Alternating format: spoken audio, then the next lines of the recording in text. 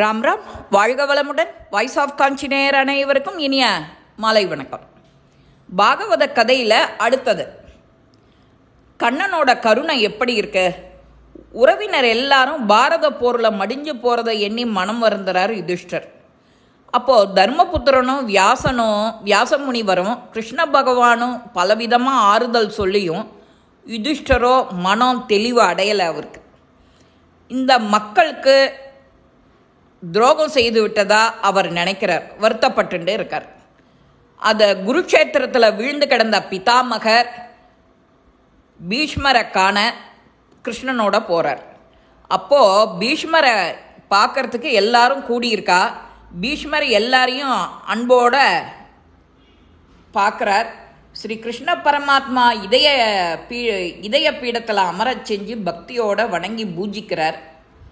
அப்போ பாண்டவர்களையும் குந்தியையும் அந்த சின்ன குழந்தைகளை உங்களை வச்சுண்டு ரொம்ப இளம் வயசுல அந்த குந்தி தேவி ரொம்ப கஷ்டத்தை அனுபவிச்சுட்டா.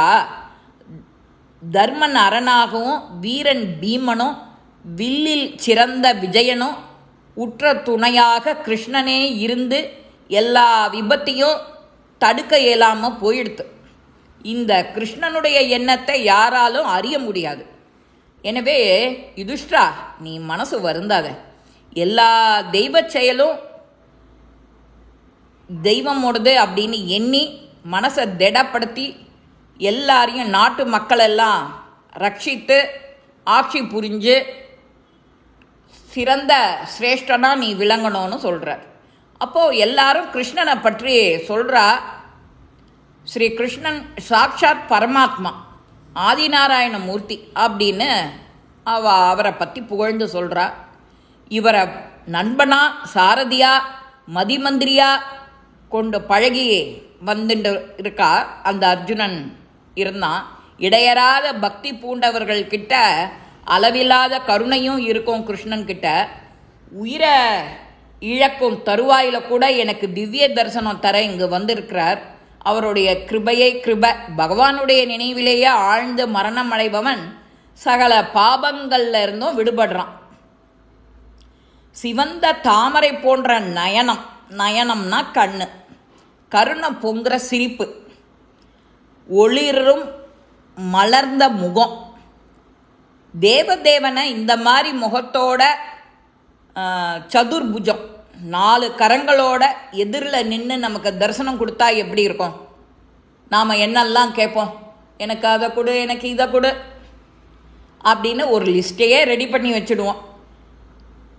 நான் உன்னை பிரார்த்திக்கிறேங்கிற பேரில் என்னெல்லாமோ கேட்போம்.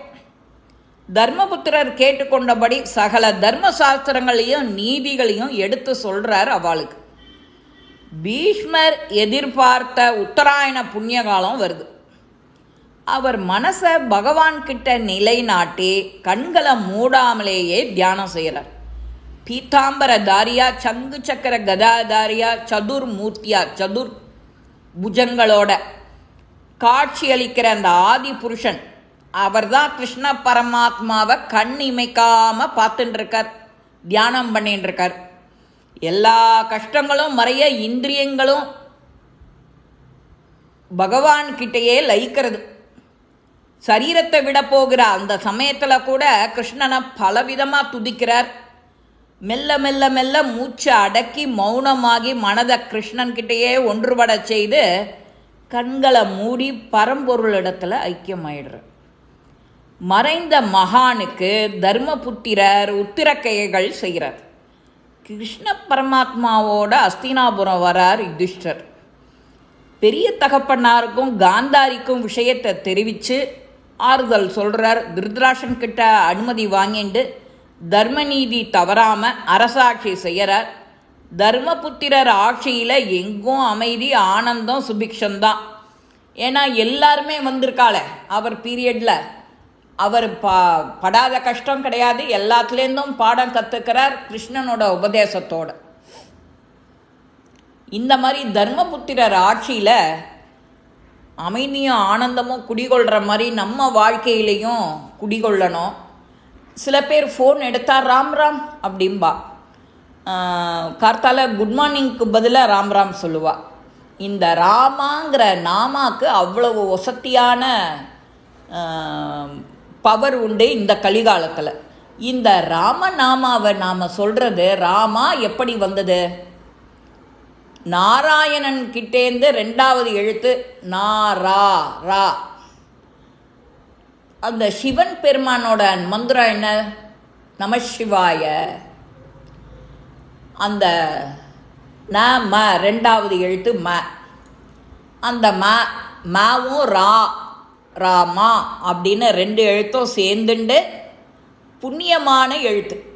விஷ்ணு சகஸ்ரநாமத்தில் நாம் சொல்லுவோம், ஸ்ரீராம ராம ராமேதி ரமே ராமே மனோரமே சகஸ்ரநாம தத்துல்யம் ராமநாமவரானனே அப்படின்னு சொல்லுவோம். அந்த ராமநாமாக்கு அவ்வளவு மகிமை. அதில் பார்வதி சிவன்கிட்ட கேட்குறா, சீக்கிரமாக விஷ்ணு சகஸ்ரநாமம் சொன்ன பலன் கிடைக்கணும் நிமிஷத்தில் அப்படின்னா நீ அதுக்கு ஒரு ஸ்லோகத்தை சொல்ல அப்படின்னு சிவன்கிட்ட அவள் பிரியமாக கேட்குறா. உலகத்தில் இருக்கிற மக்கள்லாம் இதை பயன்பெற்று சொல்லணும் அப்படின்னு. அப்போ அவர் சொல்கிறார், சிவன் தான் சொல்கிறார், ஸ்ரீ ஈஸ்வரோவாச்ச ஸ்ரீராம ராம ராமேதி ரமே ராமே மனோரமே சகஸ்ரநாம தத்துல்யம் ராமநாமவரானனே. இந்த விஷ்ணு சகஸ்ரநாமத்தில் வர ஈஸ்வரோவாச்ச ஸ்ரீராம ராம ராமேத்தி சொல்ல 1008 ஒரு தடவை சொன்னால் 1008 ராமநாமா சொன்ன பலன். இதை சொல்லி நாமளும் வாழ்க்கையில் ராமநாமனோட இறை நாமத்தை சொன்ன சந்தோஷம் நமக்கு கிட்டும், புண்ணியம் கிட்டும். இந்த கதை உங்கள் எல்லாருக்கும் பிடிச்சிருக்கும். லைக் பண்ணுங்க, ஷேர் பண்ணுங்க, பெல் பட்டனை கிளிக் பண்ணுங்க, சப்ஸ்கிரைப் பண்ணுங்க, கமெண்ட்ஸ் பாக்ஸில் கமெண்ட்ஸ் போடுங்க. ஸ்ரீ மகாபெரிவா திருவடிகளே சரணம். நல்லதே நடக்கும். ஆனந்தமாக இருப்போம் நண்பர்களே. வாழ்க வளமுடன்.